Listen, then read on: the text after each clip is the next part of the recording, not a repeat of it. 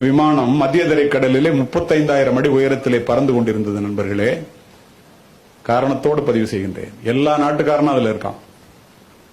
திடீர்னு ஒரு வெடிச்சத்தம், புகை மண்டலம், மரண ஓலம். காக்பிட்ல இருந்து பைலட் வெளியில ஓடியாந்து சொல்றாரு, என்ஜின் ஆஃப் ஆயிடுச்சு, கடல்ல விழ போறோம், எல்லாரும் லைஃப் ஜாக்கெட்டை போட்டுங்க. நடந்த சம்பவம். துணை விமானி மட்டும் விடாம என்ஜின் ஆன் பண்ணி பார்த்துட்டு இருக்கான். 20,000 அடி உயரத்துக்கு வந்துருச்சு. மயான அமைதி. யாராவது அதுக்கப்புறம் பேச முடியுமா? அடுத்தது 5,000 அடிக்கு வந்துருச்சு. துணை விமானி வெளியில ஓடியாந்து லைட் எரியுது, கிரீன் லைட்டுங்கிறான். விமானி போய் காக்பிட்ல உட்காந்து முயற்சி பண்றான். தண்ணீரை தொட இருந்த விமானத்தினுடைய என்ஜின் ஆன் ஆகிக்குது. தண்ணீரை தொடாம மேலே ஏற்றி பக்கத்து நாட்டிலே தரையிறக்குகின்றார்கள். Emergency landing.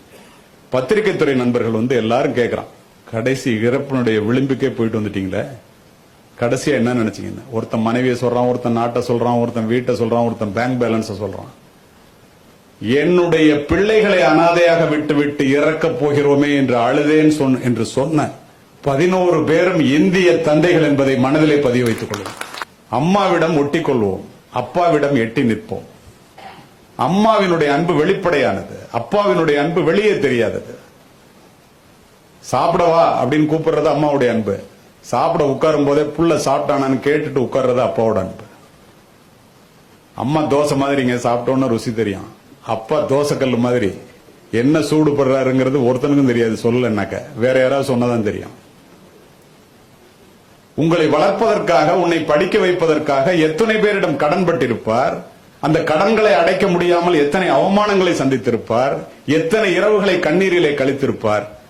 அத்துணை சூழ்நிலையிலும் நீ என்னோட வேலைக்கு வாடா இந்தியாலன்னு சொல்லாம நீ போடா வெளிநாட்டுக்கு, நீ போய் அங்க போய் வேலை பாடுற, ஒரு புள்ள போனான்னா வெளியில இந்த குடும்பம் தலை நிமிர்ந்து நிற்கும் என்று நினைத்து அனுப்பியவர்கள் உன்னுடைய தந்தைகள். மறுக்க முடியுமா? யாராவது சிந்தித்து பாருங்கள்.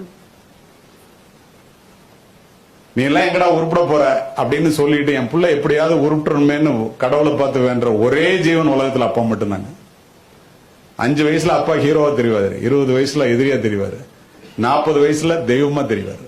நம்ம புள்ள வளரும்போது இதை ஏன் சொல்றேன்னா, காலிலே அருந்த செருப்பையும் 4 முழ நைந்து போன வேஷ்டியையும் அரைக்கை சட்டையையும் போட்டுக்கொண்டு உங்களுக்கு ஃபுல் பேண்ட் ஃபுல் ஷர்ட் வாங்கி கொடுத்து விமானத்துக்கு டிக்கெட் எடுத்து கொடுத்து நீ போய் வெளியில வேலை பாடுறா என்று அனுப்புகின்ற தந்தைகள் பெரும்பாலும் இந்தியாவில் மட்டுமே இருக்கின்றார்கள். தனக்காக சமைக்காத அம்மாவும் தனக்காக சொத்து சேர்க்காத அப்பாவும் இந்தியாவில் மட்டுமே இருக்கின்றார்கள் நண்பர்களே.